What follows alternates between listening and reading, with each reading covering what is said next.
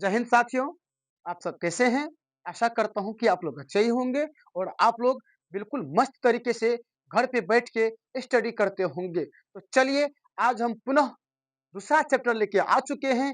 इससे पहले हम आप सबों को संज्ञा चैप्टर पढ़ा चुके हैं। तो संज्ञा का जिस प्रकार से थ्योरी चलाए थे प्लस ऑब्जेक्टिव चलाए थे, उसी प्रकार से हम सर्वनाम को भी पढ़ाने वाले हैं। तो हमारे हिसाब से आपको संज्ञा में कहीं भी किसी भी तरह का समस्या नहीं होनी चाहिए, है ना? तो उसी प्रकार से अब जो हम सर्वनाम पढ़ाने वाले हैं, तो सर्वनाम में भी आपको कहीं पे भी किसी भी प्रकार की दिक्कत नहीं होने वाली है। बशर्ते आपको क्या करना होगा, हम जो समझाएँगे उसको समझना होगा। इतना हम आपको शुरू से ही बोलते आ रहे हैं। थ्योरी में जो भी बातें कहेंगे, उस बात पे आपको फ़ोकस करना है। समझ गए ना? इससे पहले आपको संज्ञा का 3 क्लास दिए थे थ्योरी का 1 क्लास दिए थे ऑब्जेक्टिव का। तो हम जो सर्वनाम पढ़ाने वाले हैं, तो 3 क्लास में खत्म करने वाले हैं। तो 2 क्लास थ्योरी का रहने वाला है, जैसे आज और कल। और उसके बाद परसों आपका खत्म हो जाएगा। परसों ऑब्जेक्टिव करा के कहानी खत्म कर देंगे। उसके बाद कहीं से भी आप प्रश्न को उठा के देखिएगा, आपका बन जाएगा। किसी भी एग्जाम में अगर सवाल पूछा गया हो, संज्ञा से हो, सर्वनाम से हो, आपका प्रश्न नहीं छूटेगा, आपको बन जाएगा। समझ गए ना? तो चलिए क्लास को शुरू करें। तो क्लास को शुरू करने से पहले एक हम आप लोगों के बीच शायरी बोल देते हैं। अगर शायरी अगर अच्छा लगेगा तो आप लोग लाइक कीजिएगा। तो शायरी है आप लोगों का कि तू हंस तू मुस्कुरा, तू हंस तू मुस्कुरा, तू रोना कम कर दे, तू रोना कम कर दे, जिंदा है तू, जिंदा है तू, तू जिंदगी की नाक में दम कर दे, तू जिंदगी की नाक में दम कर दे। अगर अच्छा लगा हो तो आप लोग इस वीडियो को लाइक करेंगे। तो चलिए अब हम क्लास को आगाज करते हैं। तो चलिए, तो आपका कौन सा आज क्लास होने वाला है? तो सर्वनाम का होने वाला है। तो देखिए सर्वनाम को, आपका सर्वनाम सबसे पहले हमको यह समझना है कि सर्वनाम किसे कहते हैं, है ना? सर्वनाम किसे कहते हैं? तो देखिए हम यहाँ पे लिख दिए हैं कि वह शब्द जो संज्ञा के स्थान पर प्रयोग किए जाते हैं। यहाँ पे लिखा हुआ है किए जाते हैं। थोड़ा सा यहाँ पे आपको लाइट की वजह से यहाँ पे नहीं दिखता होगा। यहाँ पे लिखा हुआ है किए जाते हैं। क्या लिखा हुआ है? किए जाते हैं। तो वह शब्द जो संज्ञा के स्थान पर प्रयोग किए जाते हैं, उसी को हम लोग सर्वनाम कहते हैं। क्या कहते हैं? सर्वनाम कहते हैं। कहने का मतलब ये है, एक बात बताइए, बार-बार अगर आप संज्ञा का प्रयोग कीजिएगा तो मज़ा नहीं आता। बार-बार एक ही अगर संज्ञा को बार-बार रिपीट कीजिएगा तो बोलने में अच्छा नहीं लगता है। उसी संज्ञा के स्थान पर कोई अन्य शब्द का प्रयोग किया जाता है, जिसे हम लोग क्या कहते हैं? सर्वनाम कहते हैं। जैसे देखिए यहाँ पे लिखा हुआ है, जैसे रोहन स्कूल जाता है, रोहन स्कूल जाता है, वह खाना खाता है, वह खाना खाता है। वह किसके लिए आया है? तो रोहन के लिए आया है। किसके लिए आया है? रोहन के लिए आया है। अगर हम यहीं पे कह दें आपको कि रोहन स्कूल जाता है, रोहन खाना खाता है, रोहन खेलता है, रोहन पढ़ता है, बार-बार जो रोहन बोल रहे हैं, तो अच्छा लगता है? नहीं ना? इसीलिए हम लोग क्या करते हैं, किसी भी सेंटेंस को अच्छा सुंदर बनाने के लिए हम लोग सर्वनाम का प्रयोग करते हैं। बार-बार हम लोग जो है ना, एक ही नाउन को रिपीट करना पसंद नहीं करते हैं। इसीलिए संज्ञा के स्थान पे जो कोई अन्य शब्द का जो प्रयोग किया जाता है, जिसे हम लोग क्या कहते हैं? सर्वनाम कहते हैं। यह, वह, कौन, क्या, ये सब क्या है? जो, सो, समझ रहे हैं ना? स्वयं, खुद, यही सब तो सर्वनाम है। क्या है? सर्वनाम है। अब समझिएगा यहाँ पे, तो सर्वनाम के 6 भेद होते हैं। सर्वनाम के कितने भेद होते हैं? 6 भेद होते हैं। एक बात और समझ लीजिएगा आप लोग कि संज्ञा और सर्वनाम में ज़्यादा कन्फ्यूज़ करता है। किसी का कहना होता है कि संज्ञा के 5-6 भेद होते हैं, संज्ञा के 6 भेद होते हैं, सर्वनाम के 5 भेद होते हैं। गलत हो जाएगा। संज्ञा का आपका 5 भेद होगा, समझ गए ना? और सर्वनाम का 6 भेद होते हैं। सर्वनाम कितने भेद होते हैं? तो 6 भेद होते हैं। सर्वनाम के 6 भेद और संज्ञा के 5 भेद होते हैं। ठीक है सर, आप सर्वनाम पढ़ा तो संज्ञा काहे आप बीच में ले आए? हाँ, रिपीट इसलिए हम कर देते हैं कि मान के चलिए होता क्या है कि मतलब इससे पहले जो संज्ञा पढ़ाए हैं ना, अगर उसको इस क्लास में ज़िक्र कर देंगे तो आपका दिमाग में उस बात को जो है ना, एक क्या होता है कि ताज़ा-ताज़ा हो जाएगा, तो भूलिएगा नहीं। इसीलिए हम बीच में रिपीट कर देते हैं, है ना? तो अभी मान के चलिए, अभी तो आपको हम सर्वनाम पढ़ा रहे हैं, लेकिन सर्वनाम में हम संज्ञा को उठा के लेके चल आए। तो लेकिन आपको आगामी बहुत दिनों तक ख्याल रहेगा कि संज्ञा के 5 भेद होते हैं, क्योंकि सर जो जब सर्वनाम पढ़ा रहे तो उस बीच में भी बोले थे कि सर्वनाम के 6 भेद होते हैं, संज्ञा के 5 भेद होते हैं। आराम से कर दीजिएगा, याद तुरंत हो जाएगा, है ना? तो संज्ञा के 5 भेद, सर्वनाम के 6 भेद। तो सर्वनाम के 6 भेद होते हैं, तो कौन-कौन होते हैं देखिएगा यहाँ पे। नंबर 1 निश्चयवाचक सर्वनाम, नंबर 2 अनिश्चयवाचक सर्वनाम, नंबर 3 पुरुषवाचक सर्वनाम, नंबर 4 संबंधवाचक सर्वनाम, नंबर 5 निजवाचक सर्वनाम, नंबर 6 प्रश्नवाचक सर्वनाम। प्रश्नवाचक सर्वनाम समझिएगा यहाँ पे कि सर्वनाम के जो 6 भेद होते हैं ना, इन छहों भेद को हमको पहचानना कैसे है ना? इसका जो है ना सर्वनाम की संख्या होती है, इसको देखिएगा यह वह कोई क्या, ये सब सर्वनाम क्या है? क्या है? यही सब तो सर्वनाम है। कौन, क्या, कोई, कुछ, यह, वह, मैं, तू, जो, सो, ये सब क्या है? यही सब तो सर्वनाम है। लेकिन पहचानना कैसे है? देखिएगा, अगर किसी भी शब्द में, सॉरी किसी भी अगर वाक्य में यह दिख जाए, वह दिख जाए, तो वो आपका निश्चयवाचक सर्वनाम होता है। क्या होता है? निश्चयवाचक सर्वनाम होता है। उसी प्रकार से, उसी अकॉर्डिंग अनिश्चयवाचक सर्वनाम में अगर कोई या कुछ दिख जाए, तो वो अनिश्चयवाचक सर्वनाम हो जाते हैं। क्या हो जाते हैं? अनिश्चयवाचक सर्वनाम हो जाते हैं। उसी प्रकार से पुरुषवाचक सर्वनाम को पहचानना हो, तो देख लीजिएगा कि किसी भी सेंटेंस में मैं या तू आया कि नहीं। अगर मैं या तू आ जाएगा, तो वो आपका हो जाएगा पुरुषवाचक सर्वनाम। क्या हो जाएगा? पुरुषवाचक सर्वनाम हो जाएगा। उसी प्रकार से आपका हो जाएगा संबंधवाचक सर्वनाम को कैसे पहचानना है। देखिएगा कि मतलब एक दूसरे से जो संबंध रखता है ना वाक्य, समझ रहे हैं ना, वो आपको संबंधवाचक में चले जाते हैं। किसमें चले जाते हैं? संबंधवाचक में चले जाते हैं। और दूसरी बात ये भी है कि संबंधवाचक में जो है ना, लोकोक्ति का ज्यादा प्रयोग किया जाता है, लोकोक्तियों का ज्यादा प्रयोग किया जाता है। आगे है निजवाचक सर्वनाम। आपका मतलब होता है बाबू स्वयं या खुद। क्या होता है? स्वयं या खुद। आगे प्रश्नवाचक सर्वनाम, इसको कैसे पहचानना है? तो कौन क्या, प्रश्नवाचक सर्वनाम को अगर पहचानना हो, तो जिसमें सिर्फ और सिर्फ प्रश्न किया जाता है, वो आपका प्रश्नवाचक सर्वनाम कहलाता है। क्या कहलाता है? तो प्रश्नवाचक सर्वनाम कहलाता है। कोई दिक्कत? चलिए अब हम मेन पॉइंट पे चलते हैं। इसको हमेशा दिमाग में नोट करके चलिएगा, भूलिएगा नहीं। इसीलिए हम इसको घेर दिए बॉक्स में। इसको भूलना नहीं है। ये बहुत ही VVVVI क्वेश्चन है। इसको भूलना नहीं है, समझ गए ना? प्रश्न में डायरेक्ट पूछ देता है कि सर्वनाम की संख्या कितने हैं, तो 11 है। मौलिक सर्वनाम कितने होते हैं? 11 होते हैं। सर्वनाम कितने होते हैं? 11 होते हैं। इसको नहीं भूलिएगा, नहीं तो महा दिक्कत हो जाएगा। समझ गए ना? तो चलिए अब हम समझते हैं कि 11 क्या होते हैं। तो मौलिक सर्वनाम जो होते हैं ना बाबू, वो 11 होते हैं। आप ये जो देख रहे हैं, यह, वह, कोई, कुछ, मैं, तू, जो, सो, आप, कौन, क्या, यही तो आपका मौलिक सर्वनाम है। यही तो सर्वनाम की संख्या है। आप गिनती कर लीजिए ना, 11 पुर जाएगा। देखिए ना, 1 2 3 4 5 6 7 8 9 10 11 पूरा कि नहीं पूरा जी? पुर गया ना? तो चलिए आगे देखिए। तो यहां तक आपको समझ में आ गया होगा? बताइए कहीं दिक्कत हो आपको? नहीं ना? नहीं ना? चलिए अब हम समझते हैं कि निश्चयवाचक सर्वनाम किसे कहते हैं। निश्चयवाचक सर्वनाम को पहचानना हो, तो आपको क्या देखना है? आपको ये देखना है कि उस वाक्य में किसका प्रयोग किया गया, किस सर्वनाम का प्रयोग किया गया है। यह है कि वह है कि कोई है कि कुछ है, यह वह रहेगा तो वो तो निश्चयवाचक होगा ही होगा, उसमें तो कोई दिक्कत होने वाला नहीं है। निश्चयवाचक सर्वनाम को हमको ऐसे पहचानना है, देखना है हमको उस वाक्य में यह आया है कि नहीं आया है, वह आया है कि नहीं आया है। कुछ केस में लागू होने वाला है, फिर भी हम बता रहे हैं आपको। समझ गए ना? तो यहाँ पे हम लिख दिए हैं कि वह सर्वनाम शब्द जो निश्चितता का बोध कराते हैं। वह सर्वनाम शब्द जो निश्चितता का बोध कराते हैं। निश्चितता का मतलब होता है जो निश्चित चीजों का बोध कराते हैं, जो निश्चित बातों को जो बोध कराने का काम करते हैं, उन्हीं को हम लोग कहते हैं निश्चयवाचक सर्वनाम। क्या कहते हैं? निश्चयवाचक सर्वनाम कहते हैं। ठीक है, आगे देखिएगा। जैसे यहां देख लीजिए, एग्जाम्पल भी दे दिए हम।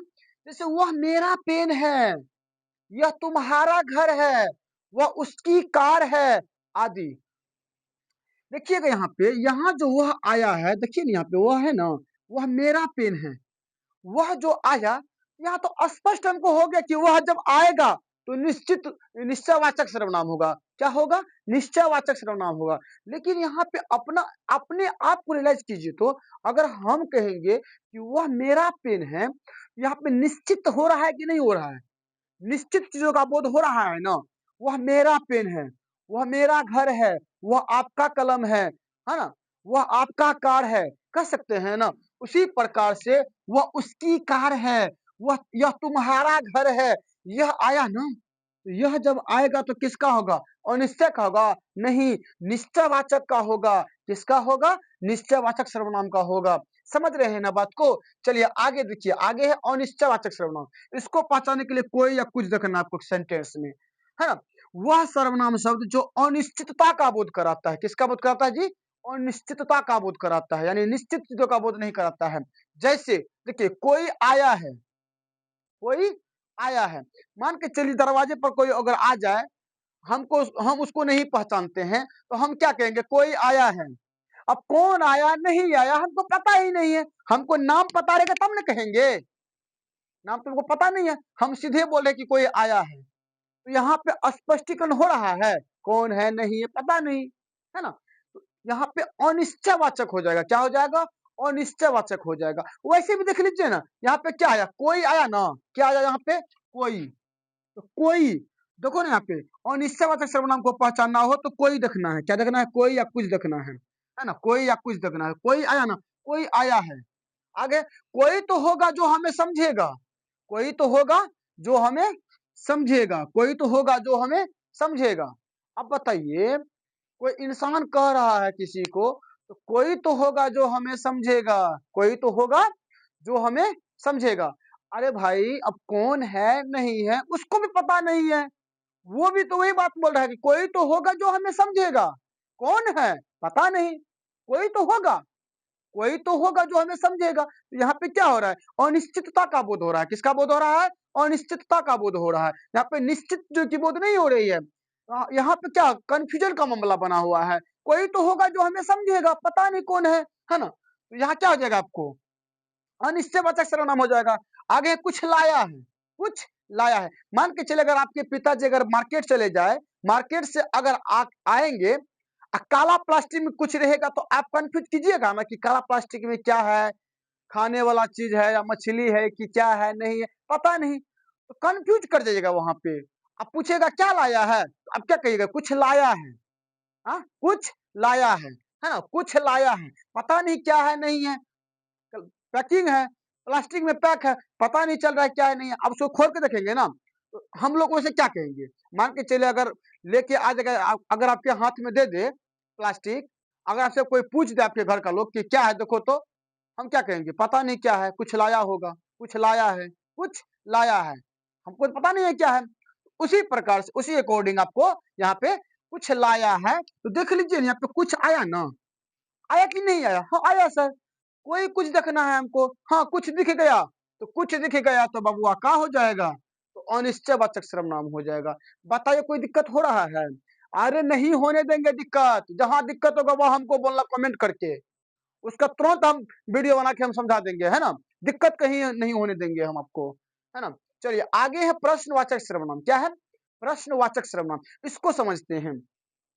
इस सर्वनाम में प्रश्न किए जाते हैं। देखिए ना, यहाँ पे यही क्लियर कर दिया, प्रश्नवाचक यहीं पे क्लियर कर दिया नहीं किया? प्रश्नवाचक क्या है?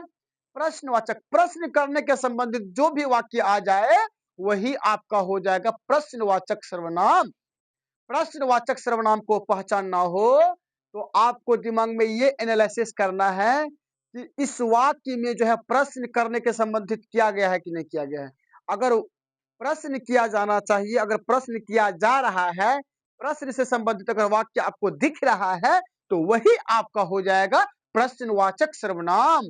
प्रश्नवाचक सर्वनाम को पहचानने का सरल तरीका यही है, किसी भी सेंटेंस को आप पढ़िएगा तो आपको पता चल जाएगा ये क्या है, इसमें प्रश्न किया जा रहा है कि नहीं किया जा रहा है, ये प्रश्न के संबंधित बात हो रही है कि नहीं हो रही है, इसमें प्रश्न की बात हो रही है कि नहीं हो रही है। अगर हो रही है तो आपका प्रश्नवाचक सर्वनाम हो जाएगा।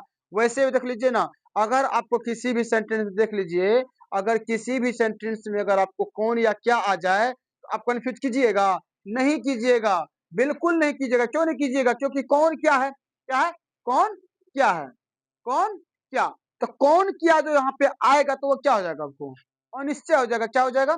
अनिश्चय सॉरी प्रश्नवाचक हो जाएगा। क्या हो जाएगा? प्रश्नवाचक हो जाएगा। क्यों? कौन क्या? किसी भी सेंटेंस में आप कौन या क्या लगा के देखिएगा, तो आपको अपने आप लग जाएगा कि वो प्रश्न किया जा रहा है।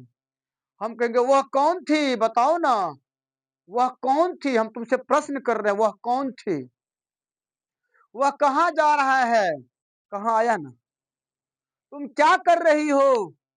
क्या आया ना? हम तुमसे प्रश्न कर रहे हैं ना, लगता है ना कि हमसे प्रश्न किया जा रहा है। हम तुमसे पूछ रहे तुम क्या कर रही हो, तो तुमको लग रहा है ना कि सर हमसे प्रश्न कर रहा है। तुम कहाँ जा रही हो? प्रश्न कर रहे हैं ना। उसी प्रकार से वह क्या कर रही है? वह कौन थी?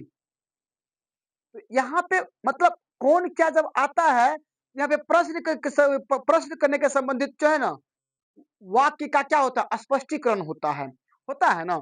उसी प्रकार से आगे है कि आप किससे बात कर रहे थे? बताओ, आप किससे बात कर रहे थे? आप कहिएगा सर जी यहाँ पे किससे आ गया ना, कौन क्या कहाँ आया? बाबू, अभी हम आपको क्या बता रहे हैं?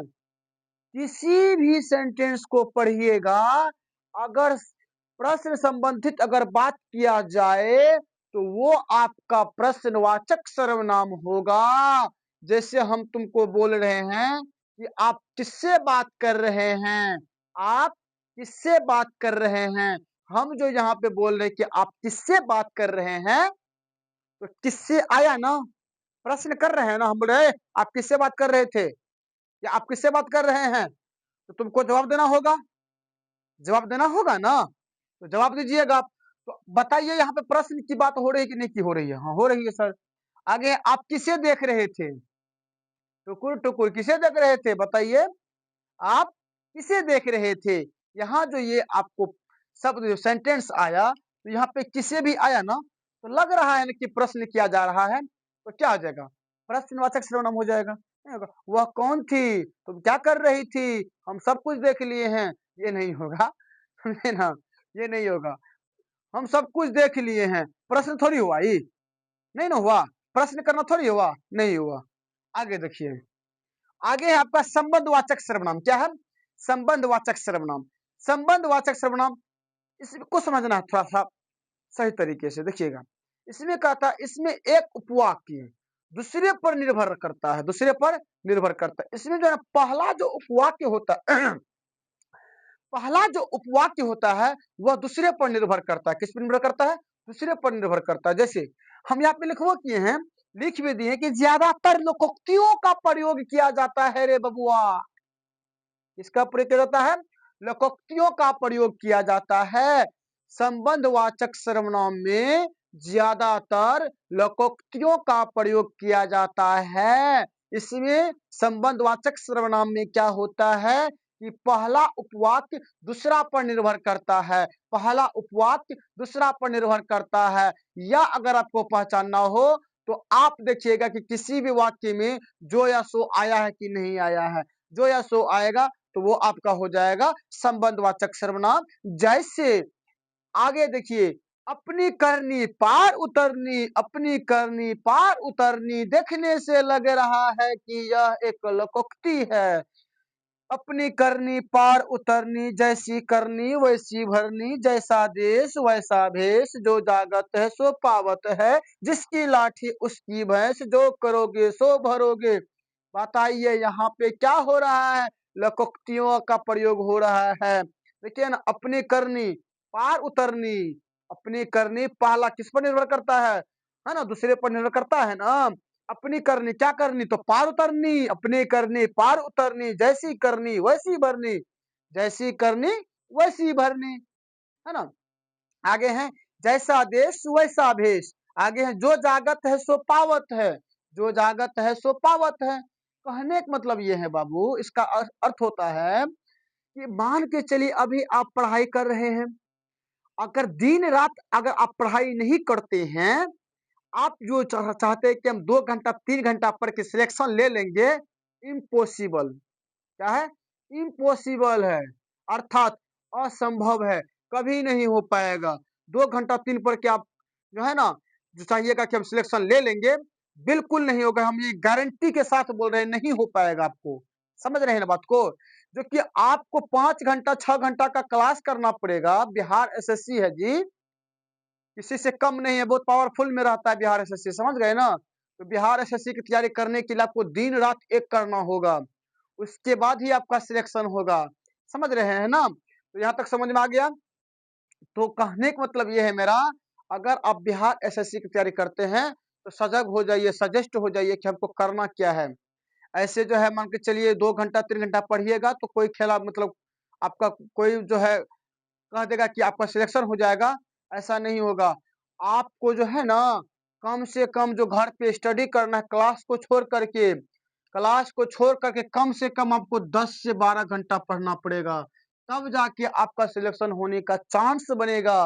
वो भी 10 से 12 घंटा सिर्फ समय नहीं पुराना है ना? टाइम देख रहे हैं, पढ़ रहे हैं, टाइम देख रहे हैं, पढ़ रहे हैं।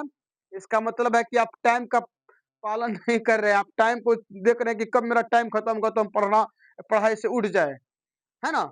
स्टडी करने से हम फारिग हो जाए, टाइम को देखते रहते हैं। तो टाइम को देखना उतना ही नहीं होता है। अगर मान के चलिए देखिए होता क्या है कि विद्यार्थी में रूटीन बनाता है कि इतना बजे से इतना बजे तक मैं ये चीज़ पढ़ना है, इतना बजे से ये चीज़ पढ़ना है। रूटीन कोई काम का नहीं होता है, हम बताते हैं आपको। अगर आप रूटीन बना लीजिएगा ना, आपको रूटीन पे ध्यान रहेगा, ठीक है? आप रूटीन का पालन कीजिएगा। जैसे मान के चलिए आपका कहना है कि सर हम 8 बजे से लेकर के 9 बजे तक हम हिंदी का क्लास करेंगे, हिंदी का रिवीजन करेंगे, हिंदी का रिवीजन करेंगे। आप तो रूटीन पेज में लिख दिए हैं कि हमको 8 से 9 हिंदी का रिवीजन करना है, यानी हिंदी हमको पढ़ना है। तो आप कीजिएगा क्या, जब शुरू कीजिएगा पढ़ना स्टडी जब करना शुरू कीजिएगा, आप तुरंत-तुरंत समय को देखिएगा कि मेरा समय खत्म हो रहा है कि नहीं हो रहा है। समय पे आप लगे रहिएगा, है ना? तो समय को नहीं रखना है। रूटीन जो है कोई काम का नहीं रहता, रूटीन वैसे का वैसे पड़ा रह जाता है। आपको क्या करना है 10-12 घंटा सीरियस होकर के पढ़ना है। जैसे अगर मान के चलिए आपको हिंदी पढ़ना है, ठीक है?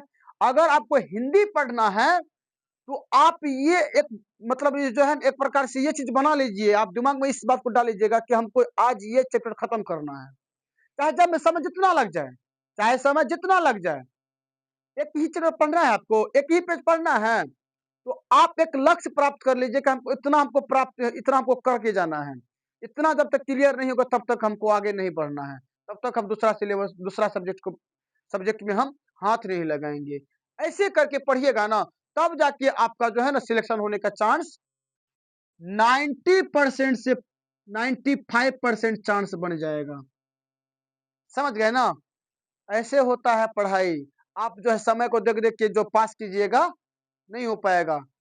आशा दिलाते हैं जैसे हम बोलते हैं ना अगर जैसे मान के चलिए आपको मैथे पढ़ना है, तो टाइम निर्धारित मत कीजिए कि हमको 2 घंटा मैथ पढ़ना है, नहीं, नहीं हो पाएगा हमको जहाँ तक लगता है। आप टाइम को देखते-देखते आप टाइम को बर्बाद कर दीजिएगा, कि टाइम जल्दी खत्म क्यों नहीं होता है।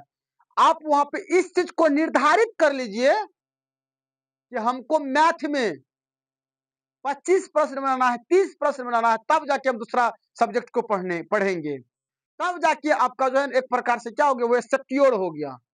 आप 30 प्रश्न बोले कि हमको मैथ बनाना है, 30 का 30 बना लिए, चाहे उसमें 1 घंटा लगे, 2 घंटा लगे, 3 घंटा लगे, वो आपका काम है। भाई लग गए तो हम क्या करें? हम तो पहले ही निर्धारित कर दिए थे हमको 30 प्रश्न बनाना है, बना लिए। उसके बाद फिर दूसरा विषय को देखेंगे, उसी प्रकार से आपको पढ़ना है ना? तब जाके आपका सिलेक्शन होगा। कोई दिक्कत? तो चलिए आज का क्लास हम यहीं पे खत्म करते हैं। तो आज आपका सर्वनाम का पहला क्लास था, कल दूसरा क्लास होगा, परसों तीसरा क्लास होगा और परसों सर्वनाम खत्म हो जाएगा। परसों आपका सर्वनाम खत्म हो जाएगा। यहीं पे हम क्लास को खत्म करते हैं। आप सभी को जय हिंद, जय भारत। Thank you.